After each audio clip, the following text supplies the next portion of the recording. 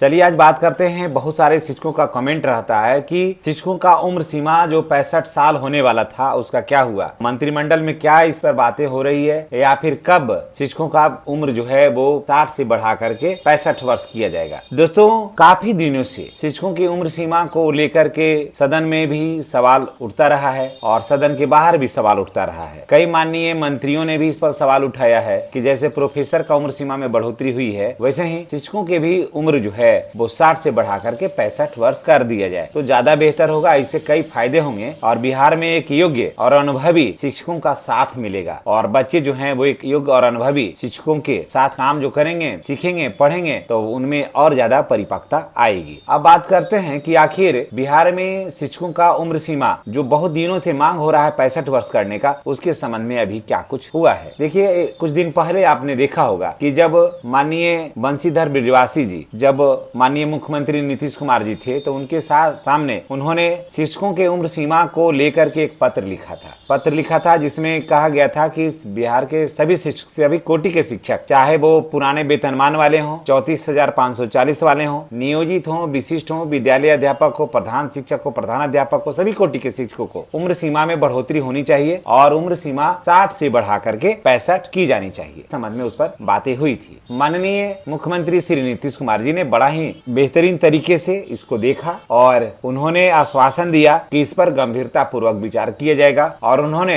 अपने अधीन पदाधिकारियों को कहा कि इस पर समुचित निर्णय लेते हुए उचित कार्यवाही किया जाए और इसको इम्प्लीमेंट किया जाए। मुख्यमंत्री सचिवालय में ये बात चली गई, इस पर काम शुरू हुआ भी, पर जिस समय लेटर गया उसके बाद 10-12 दिन जो था वो इस पर काफी गहनता से बातें हुई, बैठकें भी हुई, लेकिन इसी बीच माननीय नीतीश कुमार जी फिर बीच में से आउट होते हैं, यानी कि बिहार के राजनीति से, लोकल जो बिहार की अपनी जो राजनीति से यहाँ से आउट होकर के, यहाँ से निकल करके वो सीधे चले जाते हैं राज्यसभा, यानी कि चले गए। तो जब दिल्ली वो चले गए तो मामला जो था, जो माननीय बंशीधर ब्रजवासी जी जो शिक्षक नेता भी थे पहले, उनसे जो हुई थी मामला वहीं ठंडा रह गया। अब मैं माननीय एमएलसी बंशीधर ब्रजवासी जी से मैं रिक्वेस्ट करूंगा कि इस मामले को फिर उठाइए, कारण कि बहुत सारे ऐसे शिक्षक हैं जो रिटायर हो रहे हैं, है ना, जो रिटायर हो रहे हैं, वो इस उम्मीद में कि शायद 65 वर्ष हो जाएगा। तो मुझे लग रहा है कि अगर सदन में फिर इस बात की चर्चा हुई, जैसे देखिए काफी दिनों के बाद शनिवार फुल डे से हाफ डे हो गया, तो निश्चित रूप से शिक्षकों की जो मांग है वो पूरी होगी, इसमें कोई दो राय नहीं है। लेकिन